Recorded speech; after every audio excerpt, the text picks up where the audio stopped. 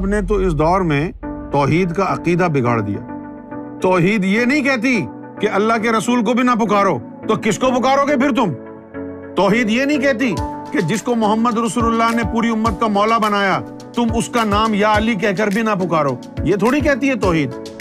توحید کیا کہتی ہے کہ اللہ اور جو اللہ والے ہیں ان کے علاوہ کسی سے نہیں مانگنا، کیونکہ جس کے سینے میں اللہ ہے، جس کے دل میں اللہ ہے، وہ غیر اللہ کدھر ہے؟ غیر اللہ تو وہ ہے نا جس کا اللہ سے تعلق نہیں ہے، جن کے سینوں میں اللہ کا نور بھرا ہوا ہے، جن کو محمد رسول اللہ نے اپنا وصی بنایا، جن کو محمد رسول اللہ نے تمہارا مولا بنایا۔ آج تم کہتے ہو کہ یا علی کا نام لینا، یا علی سے مدد مانگنا شرک ہے۔ کدھر کا شرک ہے؟ اگر محمد رسول اللہ سے مانگنا، مولا علی سے مانگنا، غوث اعظم سے مانگنا شرک ہے تو پھر دین کیا ہے؟ تمہارے پاس تو کسوٹی بھی نہیں ہے۔ آج تو تم بے غیرت اور بے حیا ہو گئے ہو۔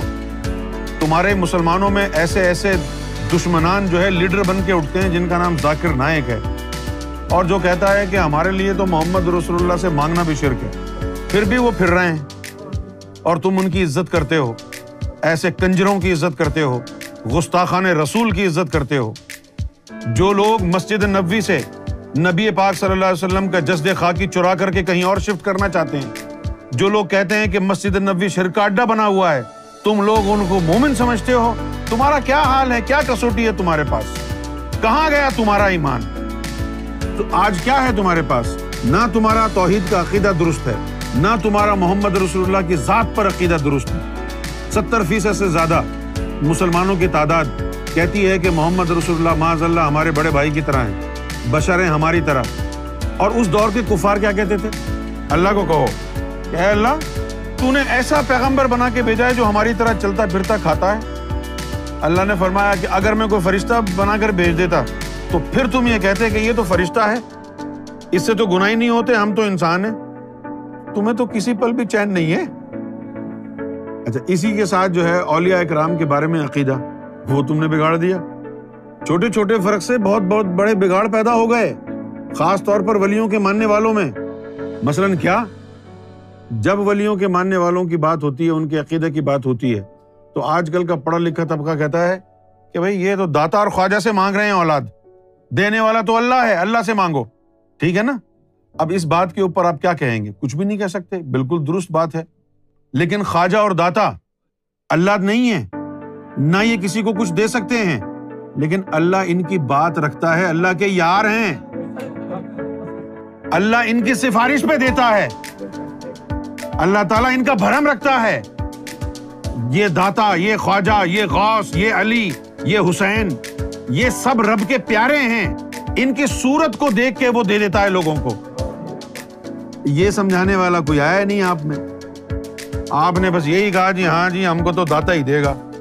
یہ ہو گئی جہالت کی بات، کیونکہ جب آپ یہ اڑ جائیں نا ضد پہ، ہاں جی ہم کو تو داتا ہی دے گا، اور کوئی آپ کو سمجھانے والا بھی نہ ہو، کیونکہ مولویوں کا کام سمجھانا کہاں ہے، مولویوں کا کام تو لڑوانا ہے۔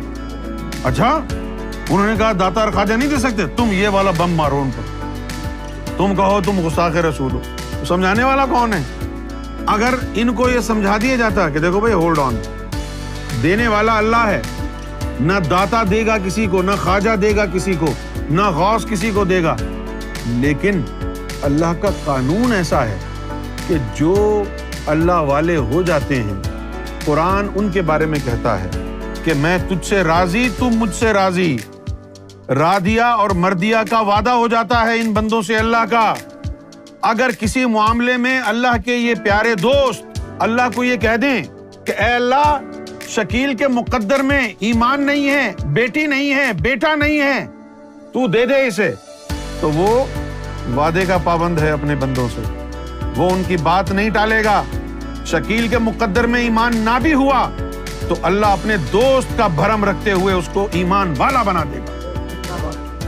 شکیل کے مقدر میں اگر اولاد نہ بھی ہوئی، لیکن اس کے کسی پیارے دوست نے ہاتھ اٹھا کے دعا کر دی کہ اے اللہ میرا بھرم رکھ، میرے آستانے پر آیا ہے، تو وہ اپنے وعدے کا پاس کرتا ہے۔ اس نے وعدہ کیا ہے اپنے بندے سے، رادیا مردیا کا، تو مجھ سے راضی میں تجھ سے راضی۔ یہ اللہ کے محبوب بندے ہیں، اللہ تعالیٰ ان کی بات نہیں ٹالتا۔ کیا آپ سمجھتے ہیں اللہ تعالیٰ نے کبھی مولا علی کی بات ٹالی ہوگی، امام حسین کی بات ٹالی ہوگی؟ وہ اللہ کے نیک بندے ہیں، یہ میں آپ کی زبان بول رہا ہوں، اللہ کے نیک بندے ہیں۔ تو یہ عقیدہ غلط ہو گیا۔ اب ایک گروپ جو ہے تصوف کے ماننے والوں کا، صرف ماننے والوں کا، تصوف پر عمل پیرا نہیں ہے۔ یہ جتنے بریلوی گھوم رہے ہیں نا ادھر ادھر، اہل سنت والجماعت کا نعرہ لگانے والے کہ بھئی ہم تو ولیوں کے ماننے والے ہیں، ہم تو نیاز دینے والے ہیں، ہم تو کنڈا کھانے والے ہیں، دین کا کنڈا بھی انہوں نے کیا ہے، کیونکہ ان کے پاس ہیں صرف نعرے، جہالت ہے ان کے پاس، ان کو پتہ نہیں ہے کہ مجذوب کون ہوتا ہے، ان کو پتہ نہیں ہے کہ محبوب کسے کہتے ہیں، انہیں پتہ نہیں ہے کہ مغضوب کسے کہتے ہیں، انہیں پتہ نہیں ہے محجوب کسے کہتے ہیں۔ محجوب وہ ہے جس کے سینے پر غلاف پڑا ہوا ہے، 1,80,000 جالے پڑے ہوئے ہیں۔ ابتدا میں ہر بندہ محجوب ہوتا ہے، جب وہ نفس پاک کرنے کی کوشش میں لگتا ہے مرشد کامل کی نظر سے اور اس کا نفس لوامہ بن جاتا ہے تو پھر وہ محجوب سے معتوب ہو جاتا ہے۔ معتوب کا کیا مطلب ہے؟ توبہ کرنے والا۔ توبہ کرنے والے کا کیا مطلب ہے؟ توب کا مطلب کیا ہے؟ رب کی طرف لوٹنے والا۔ پھر وہ معتوب ہو گیا، پھر وہ معتوب ہی رہتا ہے حتیٰ کہ اس پر اللہ کی تجلی پڑ جائے۔ پھر جب رب کی تجلی پڑتی ہے تو اب دو چیزیں ہوتی ہیں، اگر وہ تجلی کو جھیل نہ سکے تو معتوب سے مجذوب ہو گیا، اگر جھیل گیا تو محبوب ہو گیا۔ تجلی کو اگر جھیل نہ سکے، عقل کا پردہ پھٹ جائے، اس کو پھاڑنا نہیں ہوتا ہے، اس کو نور سے جلانا ہوتا ہے۔ جو پردے ہوتے ہیں نا حجاب، ہمارا تو عقیدہ ہی صحیح نہیں ہے امت کا۔ جب آپ کا عقیدہ صحیح نہیں ہوگا تو آپ بخشش کی امید بھی کیا ہے؟ آپ کو یقین کریں، میں نے بڑی تحقیق کی، آج سے 10-15 سال پہلے تک کی تحقیق جو تھی میری، اس میں مجھے یہ لگتا تھا کہ اہل سنت والجماعت جو اب بریلوی کہلاتے ہیں، پہلے اہل سنت والجماعت کہلاتے ہیں، یہ اور اہل تشیع حضرات، مجھے لگتا تھا 15 سال پہلے تک کہ ان دو کا عقیدہ صحیح ہے، کیونکہ جو شیعہ ہیں ان کا جو عقیدہ ہے وہ حضور کے بارے میں بھی بہت اچھا ہے، حضور کو بھی نور مانتے ہیں، حضور کو بھی پکارتے ہیں مدد کے لیے، مولا علی سے بھی محبت کی بات کرتے ہیں، اہل بیت کو بھی مانتے ہیں، صحیح عقیدہ ان کا۔ صرف ایک ان کے اندر جو ہے مجھے کمی نظر آتی تھی، وہ کمی یہ تھی کہ وہ اس بات کے قائل نہیں تھے، نہ اب ہیں، کہ ولایت جو ہے وہ اہل بیت سے باہر بھی کسی کو مل سکتی ہے، وہ یہ نہیں مانتے تھے۔ یہاں پر گڑبڑ تھی۔ کیوں گڑبڑ ہے؟ گڑبڑ اس لیے ہے کہ بھئی اللہ تعالیٰ ہر شے پر قادر ہے اور اللہ تعالیٰ منصف ہے، اللہ تعالیٰ کسی پر ظلم نہیں کرتا، اللہ تعالیٰ انصاف کرتا ہے۔ یہ بے انصافی ہمیں توقع ہی نہیں ہے کہ اللہ کی طرف سے ہو سکتی ہے کہ اہل بیت کو تو بلند اور بالا مراتب اور ولایت عطا فرما دے، اور جو اہل بیت سے نہیں ہیں، امتی ہیں، ان سب کو جو ہے سیکنڈ کلاس سٹیزن کی طرح ٹریٹ کرے اللہ۔ یہ تو نہیں ہم سمجھتے۔ اچھا، پھر دوسرا ہم نے یہ بھی دیکھا کہ نبی کریم صلی اللہ علیہ وسلم کے دور میں ایسے لوگوں کو بھی آپ صلی اللہ علیہ وسلم نے اپنی اہل بیت میں شامل کر لیا جو ایران سے، فارس سے چل کے آئے تھے، جو ایرانی تھے۔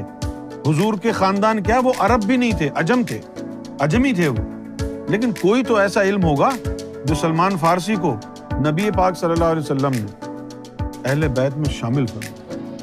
اگر آپ اسی پر غور کر لیتے اہل تشیع حضرات کہ یار اس وقت بھی امت سے سلمان فارسی کو اہل بیت میں حضور نے شامل کیا، تو حضور صلی اللہ علیہ وسلم کی سنت ہے اور آپ کا علم ہے کہ غیر اہل بیت بھی اس تعلیم کے ذریعے اہل بیت میں داخل ہو سکتے، لیکن آج تک ان کا ایمان نہیں ہے کہ بھئی وہ اہل بیت سے باہر جو بندہ ہے وہ بھی اہل بیت میں شامل ہو سکتا ہے کہ نہیں۔ اگر محمد رسول اللہ نے ایک عجمی کو اپنی اہل بیت میں شامل کیا تو کچھ تو ہوگا نا جس کی بنا پر کیا۔ کہاں ہے آپ کے پاس یہ ایمان؟ آپ نے تو کوشش بھی نہیں کی کہ وہ طریقہ ڈھونڈ لیں۔ اس کے علاوہ ایک چیز کی خامی اور نظر آئی مجھے اپنے اہل تشیع بھائیوں میں برا نہیں کہہ رہا، تمہارا بہترین دوست وہ ہے جو تمہاری خامیوں کی نشاندہی تم سے کرے۔ ایک خامی مجھے یہ نظر آئی کہ ہمارے اہل تشیع افراد جو ہیں، ہمارے جو بھائی ہیں، وہ سب اپنے آپ کو مومن کہتے ہیں، اچھا، اب اگر ان سے پوچھا جائے کہ میرے بھائیو، جو ایمان کی نشانی، مومن ہونے کی نشانی قرآن نے بیان کی ہے، کیا وہ کسوٹی آپ کے پاس ہے؟ اس معیار پر آپ مومن ہو؟ اگر نہیں ہو تو کیوں کہہ رہے ہو اپنے آپ کو مومن یار؟ کوئی بھی اہل تشیع میں سے قرآن کی روشنی میں ثابت کر کے بتا دے کہ وہ مومن ہے۔ میری کسی سے دشمنی نہیں ہے، میں آپ کی آنکھیں کھول رہا ہوں، جھنجھوڑ رہا ہوں آپ کو کہ اس مغالطے میں مت مر جانا کہ مومن ہو۔ ہاں، قرآن پڑھ لو بھائی۔ قالت الاعراب آمنا، عرابیوں نے کہا کہ ہم مومن ہیں۔ قل لم تؤمنوا، یا رسول اللہ صلی اللہ علیہ وسلم کہہ دو تم مومن نہیں ہو، ولکن قولوا اسلمنا، بلکہ یہ کہا کرو کہ ہم مسلمان ہیں۔ ولما يدخل الايمان في قلوبكم، ابھی تمہارے قلب میں ایمان داخل کہاں ہو؟ بتاؤ نا، ایمان کا قلب میں داخل ہونا کیا ہے؟ ماتم کرنا تو ایمان کا داخل ہونا نہیں ہے قلب میں، یا ہے کیا؟ تو اب اس اور کوئی بولنے والا نہیں ہے، ادھر ادھر کی بکواس جھاڑیں گے، یہ لائے وہ لائے، نہجۃ البلاغہ کھولا، یہ کھولا، 14 ستارے، 20 ستارے، 40 ستارے کھولے، بحر الانوار، سب کچھ کھول دیا، قرآن نہیں کھولا۔ وَمَن يُؤْمِن بِاللَّهِ يَهْدِ قَلْبَهُ، یہ مومن کی نشانی یہ ہے کہ اللہ تعالیٰ جسے مومن بنائے گا اس کے قلب کی ہدایت دے گا۔ تو یہ تمام چیزیں ہمیں بتا رہی ہیں کہ تمہارا عقیدہ غلط ہے۔